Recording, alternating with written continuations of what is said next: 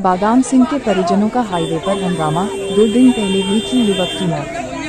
2 दिन पहले बरेली के थाना सिरौली क्षेत्र के गांव मीन गोटिया का है, जहां के रहने वाले बादाम सिंह, जिनकी उम्र 18 वर्ष बीए का छात्र था, अपने खेत में पानी लगा रहे थे। वहां से उनका दोस्त मान सिंह बादाम सिंह को बुलाकर पड़ोस के गांव गणेशपुर में ले गया। वहां दोनों ने शराब पी थी। बादाम सिंह बाइक चला रहा था और मान सिंह बाइक पर पीछे बैठा था। परिवारी जनों का आरोप है कि वहां से वापस आते समय रास्ते में पुलिया पर घात लगाए बैठे 4 लोगों ने चलती मोटरसाइकिल पर रॉड से हमला कर दिया, जिससे बादाम सिंह को गंभीर चोट आई। मृतक बादाम सिंह ने मौके पर ही दम तोड़ दिया।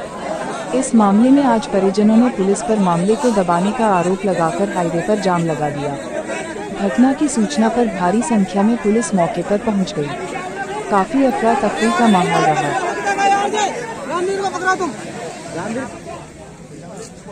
उनकी बात मत सुनो तो कुछ नहीं टाइम बता रहा हूँ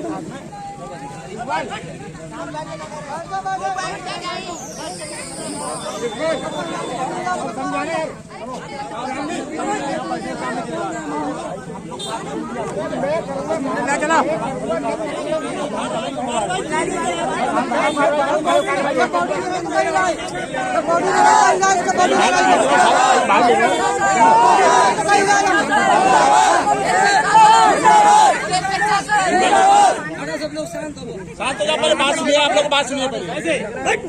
सुनो, शांति से सुनो। सुनो तो किसी के विचार को सुनो।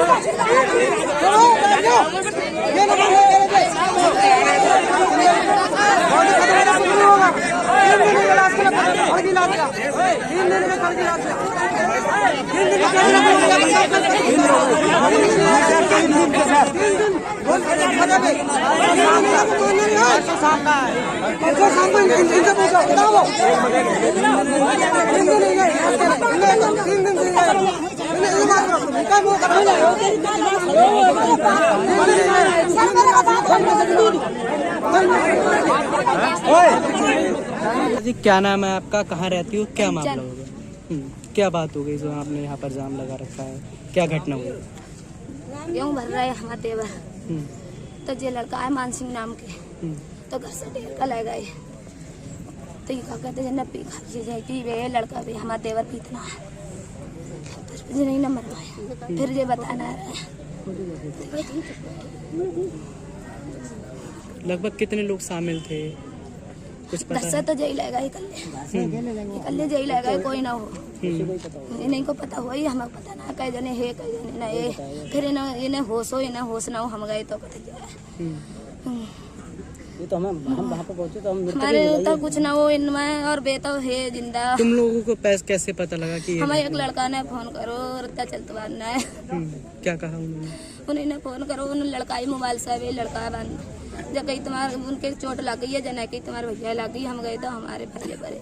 पुलिस प्रशासन कह रही है कि इनका एक्सीडेंट हुआ है, क्या कहना चाहोगे? एक्सीडेंट ना हुआ, कतैया ना हुआ, कुछ ना हो, एक्सीडेंट ना हो। सर एक्सीडेंट हुआ तो पर्चा उसकी में खड़ा कैसे पड़ा नीचे? युवक की मौत हुई है, आरोप हत्या का लगाया जा रहा है, कुछ लोगों ने जाम भी लगाया था। क्या मामला है और क्या कार्रवाई हो रही है? देखिए, सिरौली थाना अंतर्गत परिवारीजनों ने जो आरोप लगाया गया कि उनके बेटे की हत्या कर दी गई है और उसमें मुकदमा पंजीकृत कर लिया गया है। साथ ही परिवारजनों को ये ब्रीफ भी कर दिया गया है कि इसमें क्या कार्रवाई की जा रही है। सुसंगत साक्ष्यों के आधार पर विवेचना की जा रही है और परिवारजनों को इस बारे में अवगत करा दिया गया है। मौके पर लॉ एंड ऑर्डर की कोई स्थिति नहीं है, स्थिति सामान्य है। Thank you. शादी न करने पर प्रेमिका से 10 लाख रुपए की डिमांड, एडिटिंग कर अश्लील फोटो वायरल करने की धमकी। आंवला के मोहल्ला पीपरखेड़ा निवासी पीड़िता का आरोप है वह बरेली में इमकाम की परीक्षा देने अपने रिश्तेदार के यहां 2016 में सुभाषनगर बरेली आई थी। उनके यहां अमन शर्मा पुत्र रामगोपाल शर्मा निवासी विश्वनाथपुरम कॉलोनी थाना सुभाषनगर बरेली नाम के लड़के का आना जाना था। उसने पीड़िता को देखकर उसकी मां बाप से शादी की बात की, जिस पर उसकी मां व पिता ने पाई पूरी करने के बाद ही शादी के बारे में विचार करने को कहा। लेकिन अमन शर्मा उससे यह कहकर बात करने का दबाव बनाने लगा कि उसके माँ बाप से शादी की बात रख दी है, शादी तो हो ही जाएगी, बात करना शुरू कर देते हैं। इन्हीं बातों को लेकर धीरे धीरे दोनों ने बात करना शुरू कर दिया। पीड़िता के कई फोटो अमन शर्मा ने अपने मोबाइल से खींच लिए और उन्हीं फोटो को एडिट कर अश्लील बना लिया। मैं बरेली मंडल से हूँ। और कुछ साल पहले मेरे संपर्क में अमन शर्मा नाम का लड़का आया था, जिसने मुझे शादी का झूठा प्रलोभन दिया था। मैंने उस पर विश्वास किया, हर जगह उससे मिली। जब मैंने शादी को कहा तो उसने साफ मना कर दिया, और मेरे मिलने पर जो उसने मेरी बिना जानकारी के जो फ़ोटो लिए थे, मैंने उससे जब उसको डिलीट करने को कहा तो उसने नहीं किया, और उसके माध्यम से मुझे बार बार ब्लैकमेल करके हर जगह बुलाता रहा और मेरा शोषण किया उसने। इसी दौरान मेरे माँ बाप ने मेरी शादी दूसरी जगह कर दी, कुरुक्षेत्र हरियाणा में। वो लोग ऑलरेडी मुझे बहुत ज़्यादा टॉर्चर कर रहे थे, हर चीज़ को लेकर मेंटलिटी फिज़िकली हैरेस कर रहे थे। तो फिर इसने लगातार ये मुझसे टेलीफोन के माध्यम से बना रहा था संपर्क में, अमन शर्मा। तो इसने मुझसे कहा कि मुझसे फिर से आके मिल मेरे से। जब मैंने मना किया तो बोला मैं ये फ़ोटो तेरे परिवार में भेज दूँगा। तो मैं इसकी धमकी से नहीं डरी, तो इसने मेरे सारे फ़ोटोज़ रिकॉर्डिंग्स उठा के मेरे ससुराल पक्ष में भेज दिए, जिसकी वजह से मेरे ससुराल वालों को एक मौका मिल गया। उन्होंने मुझे घर से निकाल दिया, और ये लगातार मेरे ससुराल वालों से संपर्क बनाए रखा इसने। जब मैंने अपने घर से वापस आई, मैं वहाँ से अपने मम्मी पापा के पास, तो मेरे घर वालों ने जब सारी बात बताई मैंने घर वालों को, तो हम लोग सुभाष नगर थाना किला सबसे फरियाद लगाई, लेकिन हमारी किसी ने नहीं सुनी। लास्ट में ADGP के माध्यम से उनके हस्तक्षेप से हमारा मुकदमा दर्ज हुआ सुभाष नगर थाने में। उसके बाद मेरे 164 के बयान भी हुए। मुझे आश्वासन दिया गया कि इस लड़के की गिरफ्तारी होगी, जबकि मैंने सारी स्थान बताए, जगह बताई, सब कुछ बताया, उसके बाद भी उसकी गिरफ्तारी नहीं हो रही है। मैं आज ये तीसरे SSP सर हैं, लेकिन सबने मुझे झूठे आश्वासन दिए कि हाँ गिरफ्तारी हो जाएगी, गिरफ्तारी हो जाएगी। रामगोपाल शर्मा का कहना है, जो क्षेत्राधिकारी हैं किले के आशीष, उनकी सारी मांगें पूरी की हैं। मैंने ये लोगों के माध्यम से सुना है कि उन्होंने कहा है कि उन्होंने अपने जो CO साहब हैं, उन्होंने अपने ऊपर के अधिकारियों से यही बोल रखा है कि इस लड़के की गिरफ्तारी ना करें, लड़की पैसे के लिए ऐसा कर रही है, जबकि मेरा ऐसा कुछ लेना देना नहीं है पैसों का। मैं एक प्रतिष्ठित परिवार से हूँ। और कितना समय हो गया आपको चक्कर लगाते हुए? 7 महीने। 7 महीने हो गए। जी। अब आप क्या चाहती हो, अगर इंसाफ नहीं मिलता है तो क्या करेंगे अगला स्टेप? अगर आज भी मैं अंदर होकर आई हूँ, मिलकर आई हूँ अधिकारियों से, उन्हें भी लगा कि मैं झूठ बोल रही हूँ। अगर मुझे इंसाफ नहीं मिलेगा, मेरे पास मरने के अलावा कोई चारा नहीं है, क्योंकि मेरी सारी इज्जत, मेरी प्रतिष्ठा धूल में मिल चुकी है, और मैं CM आवास के सामने ही आत्मदाह करूँगी, क्योंकि इसके अलावा मेरे पास और कोई चारा नहीं है। और मेरे परिवार पर अगर कोई भी आँच आती है या कोई भी झूठे मुकदमे कायम होते हैं, उसका जिम्मेदार रामगोपाल शर्मा, अमन शर्मा और बरेली मंडल का पुलिस प्रशासन होगा। रामगोपाल शर्मा कौन है? ये अमन शर्मा के पिताजी हैं। अमन से कैसे संपर्क? अमन क्या करता है? अमन यही सारी साइबर क्राइम, हैकिंग वगैरह।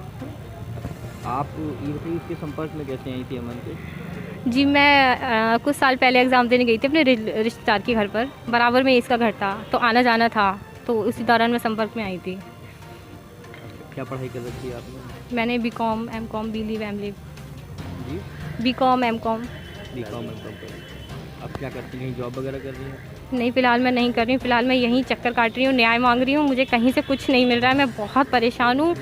मेरे साथ साथ मेरा परिवार सफ़र कर रहा है, मैं सफ़र कर रही हूँ।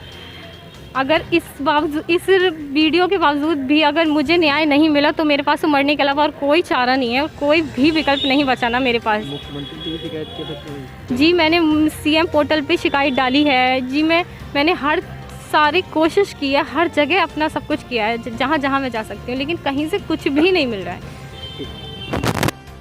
और उसकी असली फोटो वगैरह वायरल कर दी गई। इस मामले में पुलिस ने FIR भी दर्ज कर ली है, लेकिन उसका कहना है कि कार्रवाई नहीं हो रही, जिस वजह से उसने आत्महत्या की धमकी दी।